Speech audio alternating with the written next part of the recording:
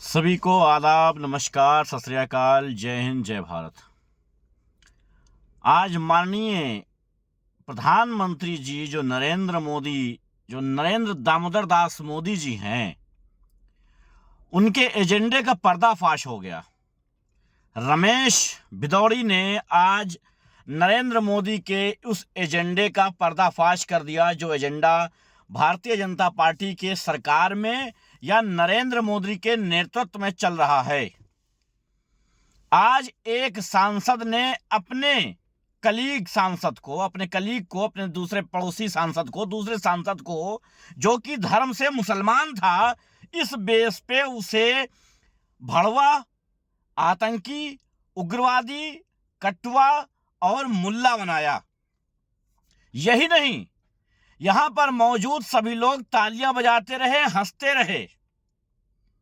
और यही बात नहीं खत्म होती है, बात यहां पे खत्म होनी चाहिए कि जनाब स्पीकर साहब उल्टा उस मुस्लिम सांसद को रोकते रहे कि आप बैठ जाइए, प्लीज आप बैठ जाइए, ये कहते रहे। लेकिन उनकी हिम्मत नहीं हुई, उनकी मजाल नहीं हुई कि वो एक मिनट के लिए ये कह देते कि ये कौन सी लैंग्वेज बोली जा रही है। माननीय प्रधानमंत्री जी ने बनाया बहुत बेहतरीन एक नया संसद भवन और कहा कि नए भारत को नया संसद भवन दिया जा रहा है। मैं नरेंद्र मोदी जी से सवाल करना चाहता हूं कि नए देश में यानी नए भारत में, नए संसद भवन में नए तौर तरीके के गुंडे लाए गए हैं क्या मुसलमान सांसदों की जगह उसमें नहीं है? आज ये सोच जग जाहिर हो गई है। जो आम मुसलमान अभी तक झेलता था, आज सांसद को झेलना पड़ रहा है। अभी तक कोई आम गली का गुंडा आउट करके आता था तो अपने गले में भगवा डाल करके और मुसलमानों को कहता था कटुआ, भड़वा, मुल्ला, आतंकवादी, उग्रवादी, कोई भी कह के चला जाता था और नॉर्मल सी बात हो गई थी। तो पूरे देश में यह बात नॉर्मल हो गई कि कोई भी कुछ भी कह देगा, कोई दिक्कत की बात नहीं है। लेकिन आज संसद भवन में बाद में कहा जा रहा है कि वो रिकॉर्ड से डिलीट कर दिया गया है, वो शब्दों को डिलीट कर दिया गया। भाई, डिलीट करने का क्या मतलब है? मैं कहता हूं पूरी दुनिया को वो रिकॉर्ड दिखाने चाहिए, पूरी दुनिया को ये बताना चाहिए कि हमारे यहां क्या चल रहा है, हमारे यहां मुसलमानों को किस तरीके से तकलीफ दी जा रही है, किस तरीके से परेशान किया जा रहा है। पूरी तरीके से प्रोपेगेंडे का पर्दाफाश हो चुका है कि इस नए भारत में मुसलमानों के लिए कोई जगह नहीं है। क्योंकि अभी तक नरेंद्र मोदी द्वारा अभी तक इस पर कुछ नहीं बोला गया है, गृह मंत्री द्वारा कुछ नहीं बोला गया है। शर्म की बात है कि इस देश में जहां नरेंद्र मोदी ये कहते हैं कि सबका देश है, सबका विकास, सबका साथ, सबका विकास, न जाने कितने अपने ढकोसलेबाजी वाले, ये धोखेबाजी वाले ये अपने नारे देते रहते हैं और ये बताते हैं देश को, दुनिया को बताते हैं कि हम सभी धर्म जात के लोगों को साथ लेकर चलते हैं। झूठ जो बोलते हैं आज उसका पर्दाफाश हो गया है। मक्कारी जो करते हैं आज उसका पर्दाफाश हो गया है। मुसलमानों के खिलाफ किस तरीके से देश में नफरत फैलाई गई है यह आज जग जाहिर हो गया है। क्योंकि आज संसद भवन के अंदर, पार्लियामेंट के अंदर बैठ करके ये हरकतें की गई हैं और वहां पर बैठे जिम्मेदार सांसद, जिम्मेदार केंद्रीय मंत्री बैठ करके हंसी मजाक कर रहे थे, मखौल उड़ा रहे थे। हो सकता है इस वीडियो के बाद मेरे चैनल को रोक दिया जाए, हो सकता है ये कहा जाए कि ये आपने जो रिकॉर्डिंग डाली है, वीडियो डाली है, ये सही नहीं है, आपसी मतभेद को बढ़ाती है, वगैरह वगैरह, ये कहा जा सकता है। मुझे कोई दिक्कत नहीं है इससे। अगर ये कहा जा सकता है तो कहा जाए, मुझे कोई दिक्कत नहीं है। मैं वो वीडियो आपको जरूर सुनाऊंगा, चिंता ना करें, वो वीडियो मैं सुनाऊंगा और पूरी दुनिया को बताऊंगा कि असलियत ये है हमारे देश की।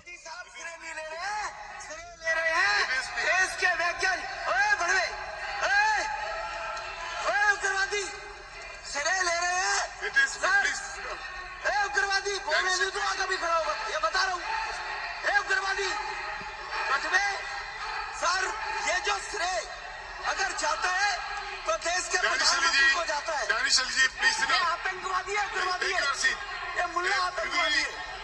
सर, अभी मैं बता बनाना चाहते हैं।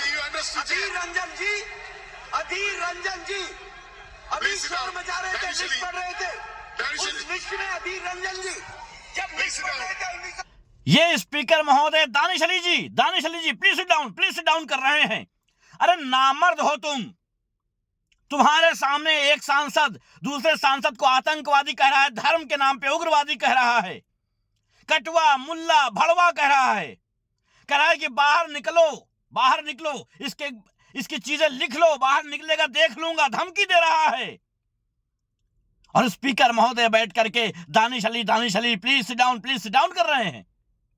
शर्म आनी चाहिए। यही नहीं, किसानों के मामलात में भी ये भड़वा, मैं इसको बोलता हूं भड़वा, ये भड़वा किसानों के मुद्दे पर भी बोल चुका है, लेकिन तब भी मोदी सरकार चुप थी। बोर्डों पर बैठे कितने 500, 250, 1500, तो सबके सब कनाडा से आए हुए पैसे को लेकर, पाकिस्तान से आए पैसे को लेकर जो थलवे होते हैं हर गांव में 5-7, 10-15, वो थलवे बैठे हुए हैं कि खाने को फोकट का मिल रहा है, गर्म पानी मिल रहा है, बढ़िया रजाई मिल रही है और मोदी को हटाना है। इसलिए वो बैठे हैं। भाइयों बहनों, आप लोग जहां पर स्वागत आप लोगों ने मेरा किया, आप लोगों ने आदर किया, इसके लिए मैं आपका आभार व्यक्त करते हुए ये सब कुछ देश में चल रहा है बड़ी आसानी से, लेकिन मोदी सरकार अभी तक इसके ऊपर कुछ नहीं बोल रही है।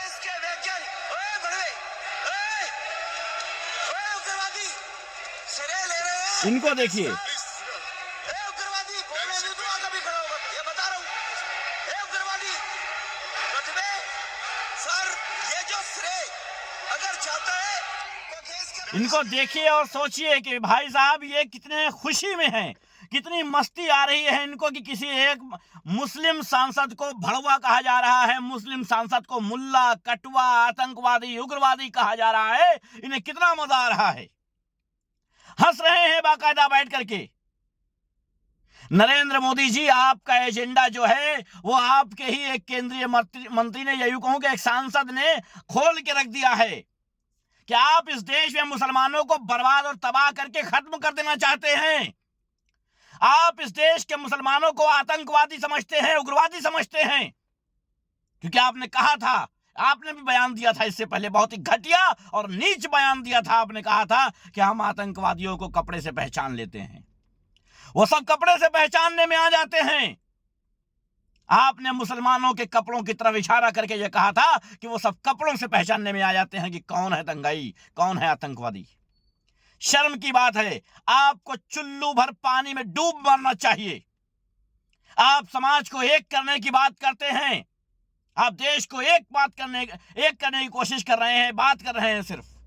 आप कहते हैं 1 नेशन 1 इलेक्शन।